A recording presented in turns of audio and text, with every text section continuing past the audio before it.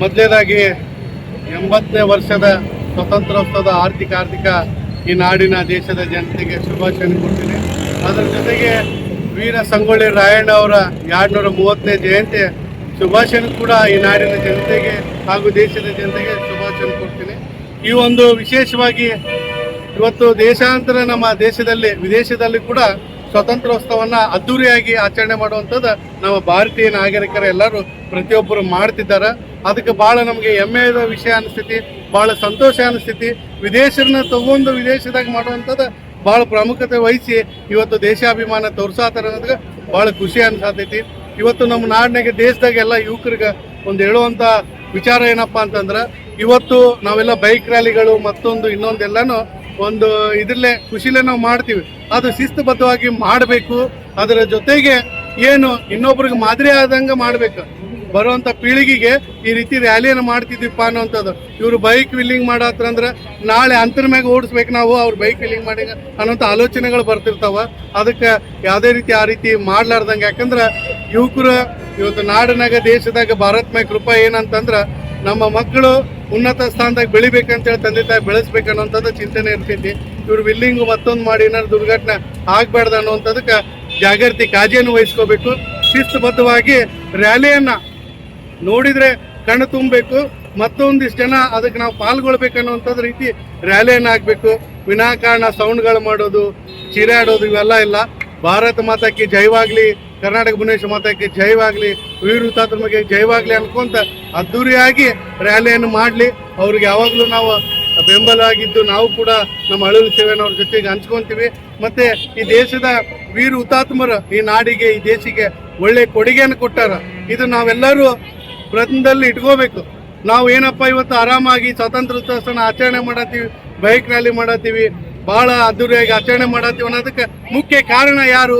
ಅದ್ರ ಹಿಂದಲೇನ ನಾವು ಅವ್ರು ಯಾವ ರೀತಿ ಈ ನಾಡಿಗಾಗಿ ಕ್ರಾಂತಿವೀರ ಸಂಗೊಳ್ಳಿ ರಾಯಣ್ಣ ಆಗಿರ್ಬೋದು, ವೀರ ಕಿತ್ತೂರು ರಾಣಿ ಚೆನ್ನಮ್ಮ ಆಗಿರ್ಬೋದು, ಮತ್ತು ಭಗತ್ ಸಿಂಗ್ ಅವರು ಆಗಿರ್ಬೋದು, ಮತ್ತು ಶಿವಾಜಿ ಮಹಾರಾಜ ಆಗಿರ್ಬೋದು, ಹಿಂಗೆ ಟಿಪ್ಪು ಸುಲ್ತಾನ್ ಅವರು ಆಗಿರ್ಬೋದು, ಬಾಬಾ ಸಾಹೇಬ್ ಅಂಬೇಡ್ಕರ್ ಅವರು ಯಾರ್ಯಾರು ಏನು ಕೊಡುಗೆ ಕೊಟ್ಟಿದ್ದಾರೆ, ಮತ್ತು ಝಾನ್ಸಿ ರಾಣಿ ತಾಯಿ ಆಗಿರ್ಬೋದು, ಒನಕೆ ಓಬವ್ವ ತಾಯಿ ಆಗಿರ್ಬೋದು, ಅನೇಕ ವೀರ ಹುತಾತ್ಮರ ಈ ನಾಡಿಗೆ ದೇಶಕ್ಕೆ ಒಳ್ಳೆಯವನ್ನ ಭವಿಷ್ಯತ್ವವನ್ನು ಕೊಟ್ಟಿದ್ದಾರೆ. ನಮ್ಮಂಥ ಯುವಕರಿಗೆ ಮುಂದೆ ಉಜ್ವಲ ಆಗಿ ಅವ್ರಿಗೆ ಬೆಳಕನ್ನು ಕೊಟ್ಟಿದ್ದಾರೆ ಅನ್ನೋಂಥದ್ದು ನಾವು ಮರಿಲಾರ್ದಂಗೆ ಅವ್ರು ಏನು ಅಭಿಮಾನ ಇಟ್ಕೊಂಡು ಇವತ್ತು ಉನ್ನತ ಸ್ಥಾನದಾಗ ಬಂದಿದ್ದಾರೆ ಅನ್ನೋಂಥದ್ದು ಆ ಚಿಂತೆಯನ್ನು ಇಟ್ಕೋಬೇಕು. ಮತ್ತು ತಂದೆ ತಾಯಿಗೂ ಕೇಳ್ಕೊತೀನಿ, ತಮ್ಮ ಮಕ್ಕಳಿಗೆ ಇವತ್ತು ಎಲ್ಲ ರೀತಿ ಸಹಕಾರದಿಂದ ಎಲ್ಲ ಸೌಲಭ್ಯಗಳಿದಾವೆ. ಆವತ್ತಿನ ದಿನಮಂದ ಕಲಿಯೋಕ್ಕೆ ಭಾಳ ಅನನುಕೂಲ ಇತ್ತು. ಅಂತ ಒಂದು ಇದ್ರನಾಗ ಬಾಬಾ ಸಾಹೇಬ್ ಅಂಬೇಡ್ಕರ್ ಈ ದೇಶಿಗೆ ಒಂದು ಅದ್ಭುತವಾಗಿ ಕೊಡುಗೆಯನ್ನು ಕೊಟ್ಟಿದ್ದಾರೆ. ಸಂವಿಧಾನ ಶಿಲ್ಪಿ ಬಾಬಾ ಸಾಹೇಬ್ ಅಂಬೇಡ್ಕರ್ ಅವರು ಸಂವಿಧಾನ ರಚನೆ ಮಾಡಿಕೊಟ್ಟಿದ್ದಾರೆ. ಆ ರೀತಿ ಮಕ್ಕಳಿಗೆ ಒಳ್ಳೆ ಸಿದ್ಧಾಂತರನ್ನ ಬೆಳೆಸುವಂಥದ್ದು ಮಾಡ್ರಿ. ಮಕ್ಕಳಿಗೆ ವೀರ ಹುತಾತ್ಮರಂಗ ಬಾಳೆ ಬದುಕಬೇಕು, ಅವ್ರ ಮನೆತನಕ್ಕೆ, ಅವ್ರ ನಾಡಿಗೆ, ಈ ದೇಶಕ್ಕೆ ಒಳ್ಳೆ ಕೀರ್ತಿ ತರುವಂಥ ಮಕ್ಕಳಾಗಬೇಕು ಅನ್ನುವಂಥದ್ದು ಹಾರೈಸ್ತೀನಿ. ಈ ದೇಶಕ್ಕೆ ಒಂದು ಶಕ್ತಿ, ಇಂದಿನ ಹುಟ್ಟೋ ಮಕ್ಕಳು, ಬೆಳೆಯುವಂಥ ಮಕ್ಕಳ ದೇಶದ ಒಂದು ಭವಿಷ್ಯತ್ವವನ್ನು ಬೆಳೆಸುವಂಥರಾಗ್ತಾರೆ. ಅವರಲ್ಲಿ ನಾಳೆ ವೀರ ಕಿತ್ತೂರು ರಾಣಿ ಚೆನ್ನಮ್ಮನೂ ಕಾಣ್ಬೋದು, ನಾವು ಸಂಗೊಳ್ಳಿ ರಾಯಣ್ಣನ ಕಾಣ್ಬೋದು, ಬಾಬಾ ಸಾಹೇಬ್ ಅಂಬೇಡ್ಕರ್ ಕಾಣ್ಬೋದು.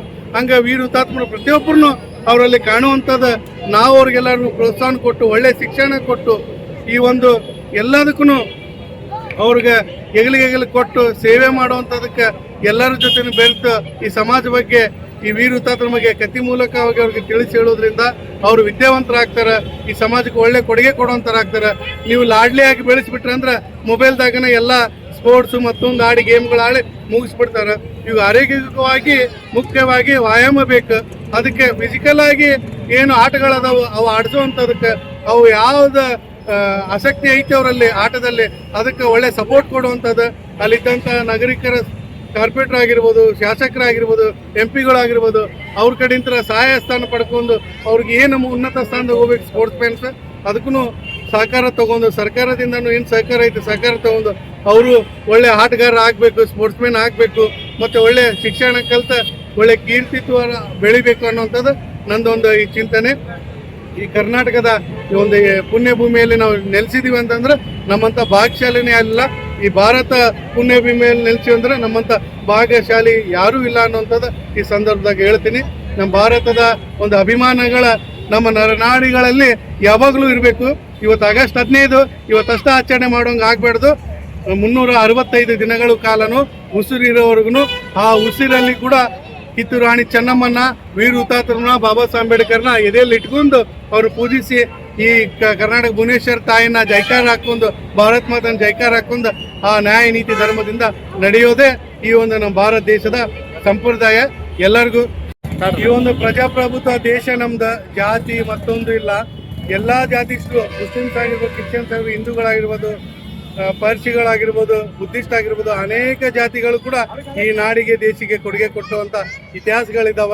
ಆ ಇತಿಹಾಸಗಳನ್ನ ತೆಕ್ಕೊಂತ ಹೋಗ್ಬಿಟ್ರಂದ್ರ ಈ ಒಂದು ಜಾತಿ ಏನು ಇವತ್ತು ರಾಜಕಾರಣಿಗಳು ಆ ಜಾತಿ ಒಂದು ಗಲಭೆ ನೆಬಿಸ್ತಿದಾರ, ಯಾವುದೂ ನಡೆಯಂಗಿಲ್ಲ. ಈ ಪ್ರಜಾಪ್ರಭುತ್ವದಾಗ ಪ್ರತಿಯೊಂದು ಜಾತಿಗೆ ಪ್ರತಿಯೊಂದು ಹಕ್ಕಿದೆ. ಎಲ್ಲಾ ಧರ್ಮನ ಎತ್ತಿಡಿರುವಂಥದ್ದು ಡಾಕ್ಟರ್ ಬಾಬಾ ಸಾಹೇಬ್ ಅಂಬೇಡ್ಕರ್ ಬರೆದಿರುವಂಥ ಸಂವಿಧಾನ ಮಾಡಿದೆ. ಆ ಹಕ್ಕನ್ನು ಪಡ್ಕೊಳ್ಳುವಂಥದ್ದು ಪ್ರತಿಯೊಬ್ಬರ ನಾಗರಿಕರ ಹಕ್ಕನ್ನು ಅವ್ರ ದಾಳೊಳಗೆ ಪಡ್ಕೋಬೇಕು. ಈ ಸಮಾಜದ ಒಂದು ದೇಶ ಅಭಿಮಾನ, ನಾಡ ಅಭಿಮಾನ ಇಟ್ಕೊಂಡು ಇದೇ ರೀತಿ ಒಂದು ಅಭಿಮಾನ ಇಟ್ಕೊಂಡು ಅಬ್ದುಲ್ ಕಲಾಂ ಅವರು ನೋಡಿರ್ಬೋದು, ಮತ್ತು ನಮ್ಮ ಜಗದ್ಗುರು ಬಸವಣ್ಣ ಅವರು ನೋಡಿರ್ಬೋದು, ಹಂಗೆ ಅನೇಕರು ಹೇಳ್ಕೊಂಡು ಹೋದ್ರೆ ಭಾಳ ಇದಾಗುತ್ತೆ. ಅಂಥ ಮಾನ್ಯರಿದ್ದಾರೆ. ಅಂಥವ್ರ ಬಗ್ಗೆ ನಾವೆಲ್ಲ ಅಭಿಮಾನ ಇಟ್ಕೊಂಡು, ನಾವು ನಾಡ ಅಭಿಮಾನ, ದೇಶ ಅಭಿಮಾನ ಇಟ್ಕೊಂಡು ದೇಶ ಪ್ರೇಮನೂ ಇರಬೇಕು, ಭಾಷೆ ಪ್ರೇಮನೂ ಇರಬೇಕು ಅನ್ನುವಂಥದ್ದು ಆ ಒಂದು ಹುಮ್ಮಸ್ನಲ್ಲಿ ನಾವು ನಾಡಿಗೆ ಕೊಡುಗೆ ಕೊಡಬೇಕನ್ನುವಂಥದ್ದು, ದೇಶಕ್ಕೆ ಕೊಡುಗೆ ಕೊಡಬೇಕನ್ನುವಂಥದ್ದು ಆ ಒಂದು ಹಿರಿಯರ ಆಶೀರ್ವಾದ ತಗೊಂಡು ನಾವು ಸೇವೆಯನ್ನು ಮಾಡಬೇಕು ಸಮಾಜದಲ್ಲಿ ಅಂತ ಹೇಳುತ್ತಾ ನಾನು 2 ಮಾತು ಮುಗಿಸ್ತೀನಿ. ಎಲ್ರಿಗೂ ಒಳ್ಳೆದಾಗಲಿ. ಜೈ ಭೀಮ್, ಜೈ ಭೀಮ್. ಹಿಂದೂ, ನಾವು ಮುಸ್ಲಿಂ ಅನ್ನೋಕ್ಕಿಂತ ನಾವೆಲ್ಲ ಭಾರತೀಯರಂತ ಅನ್ಕೋಬೇಕಂತ. ಈಗ ನಾವು ಎಲ್ಲ ಹಿಂದೂಗಳು, ನಾವು ಮುಸ್ಲಿಮ್ಗಳು ಅದು ಒಂದು ಬದಿಗಿಟ್ಬಿಟ್ರೆ ನಾವೆಲ್ಲ ಭಾರತೀಯರು. ನಾವು ಭಾರತ ತಾಯಿನೇ ನಮ್ಮ ತಾಯಿ. ಈ ಕರ್ನಾಟಕದಲ್ಲಿದ್ದೀವಿ, ಭುವನೇಶ್ವರ ತಾಯಿ ನಮ್ಮ ತಾಯಿ, ಆ ದೊಡ್ಡ ತಾಯಿ ಭಾರತ್ ಮಾತಾಯಿ. ಈ ಅನ್ನುವಂಥದ್ದು ನಮ್ಮೆಲ್ಲರಲ್ಲಿ ಮನೋಭಾವ ಬಂತಂದ್ರೆ ನಾವು ಕಾಂಪಿಟೇಷನ್ ಮಾಡೋಣ, ಎದುರ್ನಾಗ ಮಾಡೋಣ, ನಾವು ಉದ್ಯೋಗದಾಗ ಮಾಡೋಣ, ಒಳ್ಳೆ ಸಮಾಜ ಸೇವೆದಾಗ ಕಾಂಪಿಟೇಷನ್ ಮಾಡೋಣ. ಅದ್ರಾಗ ಭೇದಭಾವ ತೋರಿಸೋಣ. ನೀ ಇದನ್ನು ಮಾಡಿಲ್ಲ, ಇದು ತಪ್ಪಿದೆ, ಇದು ಸರಿ ಇದೆ, ಅವ್ನು ಶಬಾಸ್ಗಿರಿ ಮಾಡೋಣ, ಅವ್ನು ಸನ್ಮಾನಿಸೋಣ, ಗೌರವಿಸೋಣ. ಆ ರೀತಿ ನಾವು ಕಾಂಪಿಟೇಷನ್ ರೀತಿಯಿಂದ ಬೆಳೆಯೋಣ. ಜಾತಿ ಮತ್ತೊಂದು ಇನ್ನೊಂದು, ಇವ್ ಕೀಳ, ಇವ್ ಬಡವ, ಇವನ್ ಕಡೆ ಏನಿಲ್ಲ, ಇವಂದು ಯಾವುದೂ ಅಧಿಕಾರ ಇಲ್ಲ, ಮತ್ತೊಂದಿಲ್ಲ ಅನ್ನೋಂಥದ್ದಿಲ್ಲ. ಇವತ್ತು ಒಂದು ಹುಲ್ಕಟ್ಟಿನೂ ಉಪಯೋಗ ಬರ್ತಿತ್ತು ಅನ್ನೋಂಥದ್ದು ಹಿರಿಯರು ಹೇಳೋ ಹಂಗೆ ಪ್ರತಿಯೊಬ್ಬರು ಈ ನಾಡಿಗೆ, ದೇಶಕ್ಕೆ ನಾಳೆ ಬರುವಂಥ ದಿನಮಾನದಾಗ ಎಲ್ಲದಕ್ಕೂ ಒಂದು ಉಪಯೋಗ ಬಂದೇ ಬರ್ತಾರ. ಅವರಲ್ಲಿ ಕೂಡ ನಾಡ ಅಭಿಮಾನ, ದೇಶ ಅಭಿಮಾನ ಖಂಡಿತ ಇರ್ತೈತಿ.